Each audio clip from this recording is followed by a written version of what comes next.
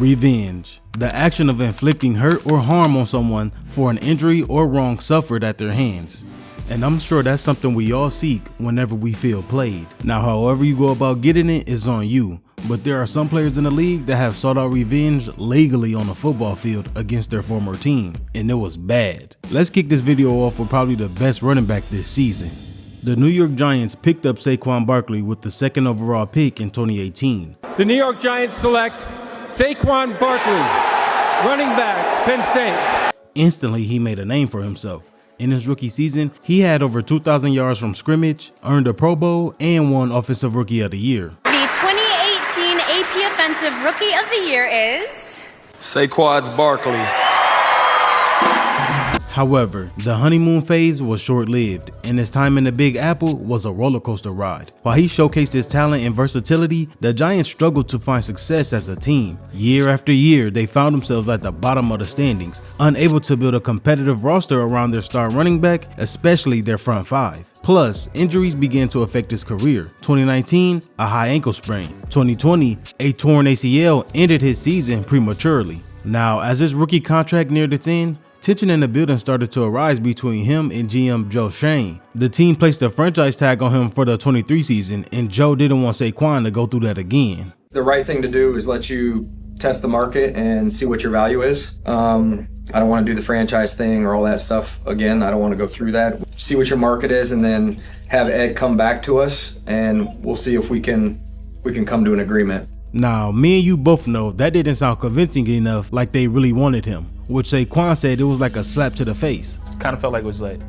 kind of a little disrespectful. It's kind of like a slap in the face, but you go see what you are worth, and then if you're worth that, we'll see if you're worth it, and maybe we'll match it. The lack of long-term commitment from the Giants and their approach to contract negotiations left him feeling undervalued and disrespected. Joe basically told him, go find a dumb enough team that's willing to pay you, my guy. And he did just that by signing with a division rival, Philadelphia Eagles. The move sent shockwaves through the NFL and devastated Giants fans, leaving many to burn his jersey.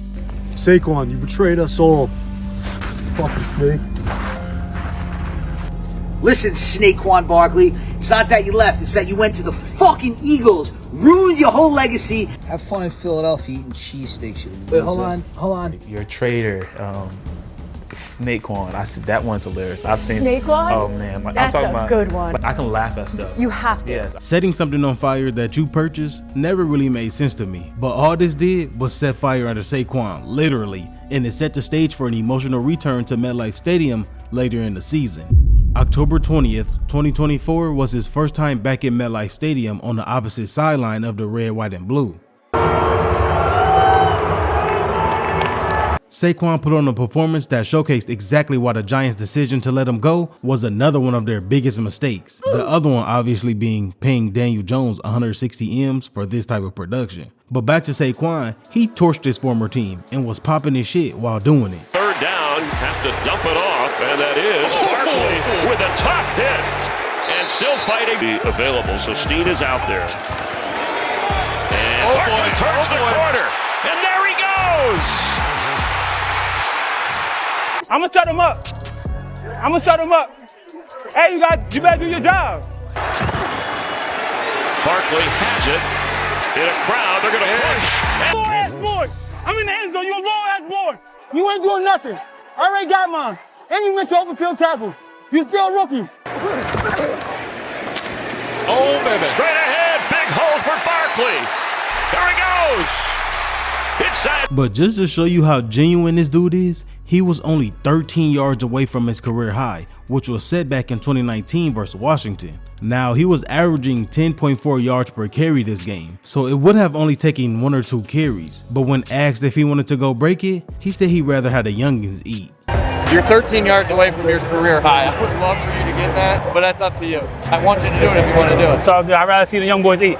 The Eagles dominated the game, winning 28-3. Saquon finished with 176 and a touchdown on just 17 carries. I know I was getting booed, but as a competitor, that's the stuff you live for, moments you dream about. But the hate Saquon received was nothing compared to Geno Smith. You suck, Geno! You suck! Geno Smith is garbage. He is hot garbage. One being good, 5 being the worst. Geno Smith at the bottom of the list. He had an average score of 4.48. You fucking suck, Geno! You guys are beat! Don't even come out after halftime! I actually did a video about all the disrespect he received while he was with the Jets. You should go check it out after you leave this one.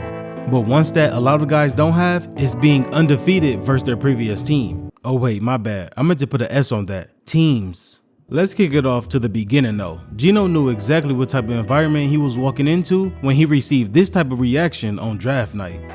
The New York Jets select Geno Smith. How you like me now? Here we go, it's on now. And I think they like this pick in Radio City Music Hall.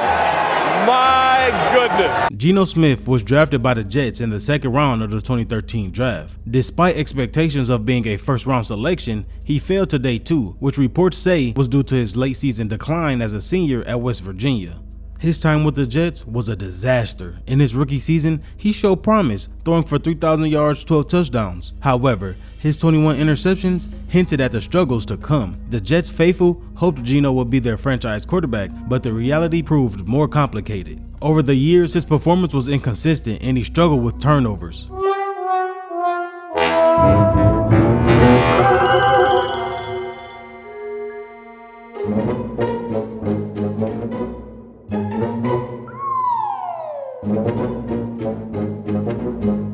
The fans desperately wanted change.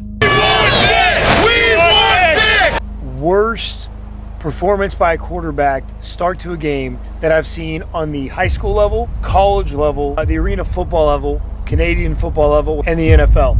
So inexcusable. The Jets are a national disgrace. Geno had failed to solidify himself as the franchise quarterback the team had hoped for, but he never once gave up on himself and always took accountability. I want to lead this team the right way, and I want to continue to get better as a player. And I go out there and I work hard and I try and lead the guys the best way that I can. But I've got to play better. The relationship between Geno and the Jets deteriorated over time. 2015 marked a turning point. He lost the starting job to Fitzpatrick after his locker room fight, and this incident, combined with his on-field struggles, began to sour his relationship with the team. 2016, the writing was on the wall that the Jets were done with him. He appeared in only 3 games over those 2 seasons, and his role as a starter was over. Leaving the Jets, his career took him to the Giants. He was there for 1 season, then went out west to sign with the Chargers for 1 season, and finally to the Seattle Seahawks in 2020, where he had a rebirth. He sat behind Russ for 2 seasons before taking over in 2022. This is when Geno went on his revenge tour. After beating Russ in the Broncos in week 1, he dropped one of the hardest lines. They wrote me off. I ain't right back though. That's the problem. I ain't right back. Let's go.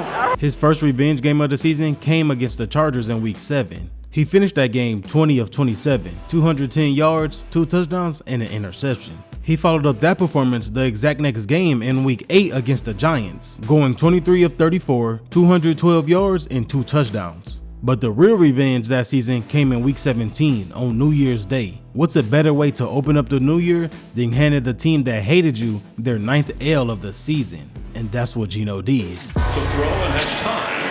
Floats one for the end zone. Catch. Second down 4. Geno Smith wide open. He hits his tight end again. Well pitch to DJ Dallas. Down the middle of the field to the right side. As Geno Smith throws. That is a Seahawks touchdown. Tyler Mabry. Seattle killed 23-6. Geno finished the game 18 of 29 for a light 183 and 2 touchdowns. But the real test wouldn't be complete if Geno didn't make a trip back to MetLife and win in front of all the Jets fans. Week 13, 2024, after 7 seasons, he finally made his trip back to New York, where he led the Seahawks to a crucial 26-21 victory. Despite a rough start that saw the Seattle's trailing by 2 touchdowns early in the game, Geno and the offense started to click, posting 19 unanswered points to end the game. And that's when he started to blossom as a player. Oh boy, looking for Metcalf. First and goal for Smith. Dumps it off for Fant. Needs the 39-yard line. 2nd and 17. Here's Noah Fant. Will you get away with an incompletion? Charbonnet powers through. Charbonnet scores, and the Seahawks have the lead. And this one comes from a former Jet against a current Jet. He had a solid performance, completing 20 of 31 passes for a light 206 and 1 touchdown, which was just enough to get the job done. And he made several clutch plays, including a crucial 4th down conversion that kept the Seahawks' hopes alive. Pressured by Williams. Off the back foot for Jackson Smith and Jigba.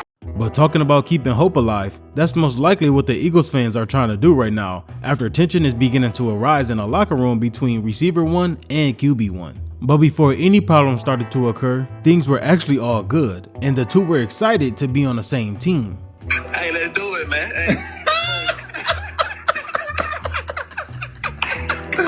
That was draft night in 2022, and how AJ got to the Eagles to begin with is kind of similar to Saquon, not being valued right. And his revenge game actually led to someone to be fired. AJ Brown was selected by the Titans in the 2nd round of the 2019 draft.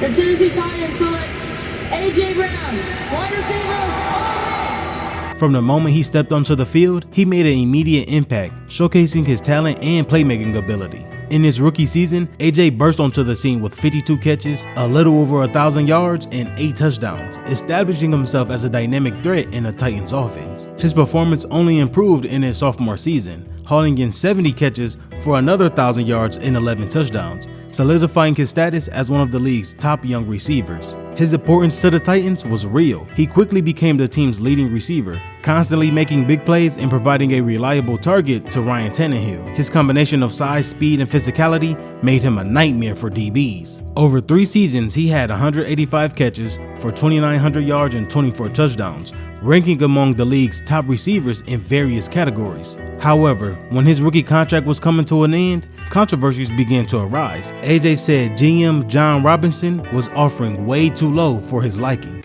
They offered me like 16 up to like 20 with incentives, and so we was like, bro, no disrespect, but like don't disrespect me, bro. Right, you feel me? Like I'm playing behind Derrick Henry, bro. Like you feel what I'm saying? Like I can go crazy, bro. Like you know he getting the ball 30 times. You know what I'm saying? Like reasons being, there were concerns with the Titans organization about AJ's long-term health regarding his knee issues. Trying to seek a better option, his agent quickly went to work and then brought him back a deal that he couldn't pass up on. The Eagles were willing to dish out that bag once again, offering 4 years, $100 million contract with 57 guaranteed. Give me the numbers.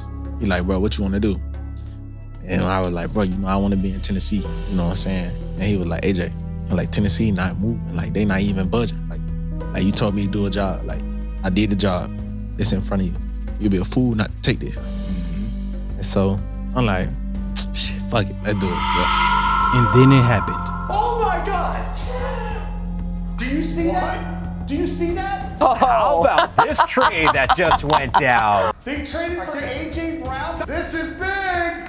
The Eagles just traded. How about that one? We thought it was going to be Deebo Samuel. Turns out A.J. Brown stole the show here. This move shocked many, including Titans head coach Mike Vrabel, whose reaction that night said a whole lot. A.J. Brown, that is not an easy thing to replace, or I think Vrabel needs to take a second here. Way back, head shake, tight pants. He's still working out. Obviously, it's the off season.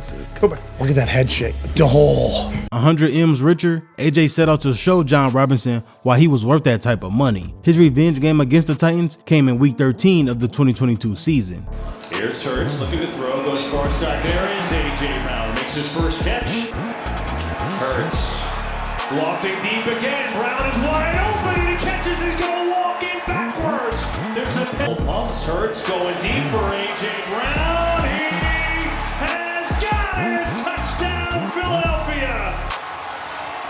In a dominant performance, he torched his old teammates with only 8 receptions for 119 yards and 2 touchdowns. The Eagles left with the dub 31-10. After the game in the press, he stated he had this game circled on the schedule.